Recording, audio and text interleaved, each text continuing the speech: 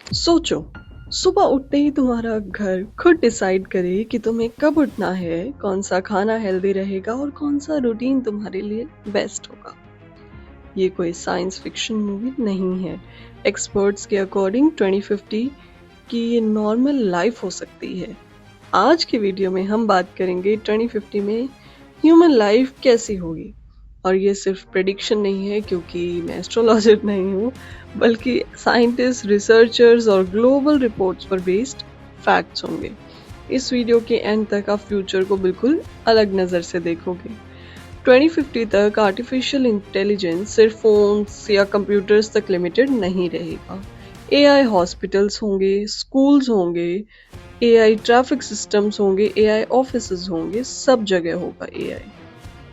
Researchers कहते हैं AI humans के डेली लाइफ डिसीजंस तक में मदद करेगा, जैसे क्या खाना है, कब सोना है, कौन सी जॉब बेटर है।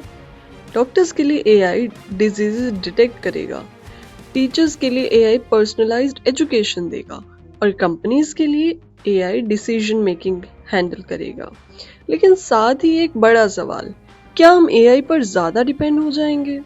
एक्सपर्ट्स ऑलरेडी वार्न कर रहे हैं कि एआई के साथ एथिक्स, प्राइवेसी और कंट्रोल का इशू भी आएगा। 2050 के शहर स्मार्ट सिटीज होंगे, ट्रैफिक सिग्नल्स खुद ट्रैफिक को समझेंगे, इलेक्ट्रिसिटी सिस्टम्स खुद पावर सेव करेंगे और pollution levels real time control होंगे। यूनाइटेड नेशंस के डेटा के हिसाब से 2050 तक लगभग 70 to 80% जो दुनिया है वो शहरों में रहेगी। इसका मतलब सिटीज को स्मार्ट बनना ही पड़ेगा। हर चीज कनेक्टेड होगी, घर, गाड़ी, office, hospital, everything. Life efficient होगी, लेकिन साथ ही प्राइवेसी एक लग्जरी बन सकती है। 2050 की जिंदगी क्लाइमेट चेंज से बिना लड़े पॉसिबल नहीं है। साइंटिफिक रिपोर्ट्स वार्न करती हैं कि rising sea levels, heat waves और फ्लड मिलियंस ऑफ लोगों की लाइफ डायरेक्टली अफेक्ट करेंगे।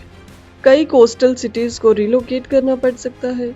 इसी वजह से फ्यूचर में renewable energy, solar, wind, hydro normal बन जाएंगी। फॉसिल फ्यूल्स ग्रेजुअली कम होंगे। टेक्नोलॉजी सिर्फ लग्जरी के लिए नहीं, अर्थ को सरवाइव करने के लिए भी यूज होगी। 2050 में इलनेस का मतलब डेथ नहीं होगा। Biotechnology, genetic engineering, AI medicine life expectancy को काफी बढ़ा सकते हैं। साइंटिस्ट्स प्रिडिक्ट करते हैं कि लोग 100 साल से या उससे भी ज्यादा जी सकेंगे। डिजीजेस को सिम्टम्स से पहले डिटेक्ट किया जाएगा। पर्सनलाइज्ड मेडिसिन मतलब हर इंसान के डीएनए के हिसाब से ट्रीटमेंट। कुछ फ्यूचरिस्ट ये भी मानते हैं कि एजिंग को स्लो करना या पार्शियली रिवर्स करना पॉसिबल हो सकता है। 2050 में काम करने का तरीका कंप्लीटली अलग होगा। एआई और ऑटोमेशन बहुत सी ट्रेडिशनल जॉब्स खत्म कर देगी, लेकिन हिस्ट्री हमें ये भी सिखाती है कि टेक्नोलॉजी जॉब डिस्ट्रॉय ही नहीं करती, न्यू जॉब्स भी क्रिएट करती है। फ्यूचर में सबसे वैल्यूएबल स्किल होगी creativity, problem solving, emotional intelligence.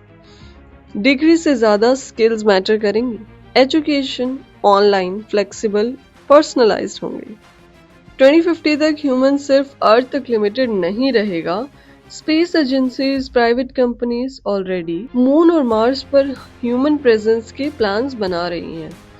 हो सकता है कि 2050 तक परमानेंट कॉलोनीज नहीं, लेकिन रेगुलर ह्यूमन मिशंस नॉर्मल हो जाएंगे।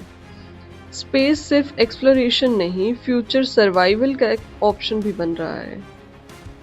सबसे इम्पोर्टेंट सवाल, फ्यूचर में इंसान का रोल क्या होगा? जब मशीन सब कुछ बेटर करने लगे तो इंसान की वैल्यू कहाँ होगी? एक्सपर्ट्स कहते हैं फ्यूचर में इंसान की वैल्यू होगी creativity, emotions, empathy and purpose में। टेक्नोलॉजी स्ट्रॉन्ग होगी, लेकिन ह्यूमैनिटी को स्ट्रॉन्ग रहना पड़ेगा। 2050 स्कैरी भी हो सकता है और एक्साइटिंग भी। फ्यूचर हम पर डिपेंड करता है, हम टेक्नोलॉजी को कैसे यूज करते हैं। अगर हम अवेयर रहें, अडेप्ट किया और ह्यूमैनिटी को प्रायोरिटी दी, तो 2050 सिर्फ एडवांस नहीं, बेटर वर्ल्ड भी बन सकता है। फ्यूचर आ रहा है, लेकिन सवाल ये है क्या हम रेडी हैं?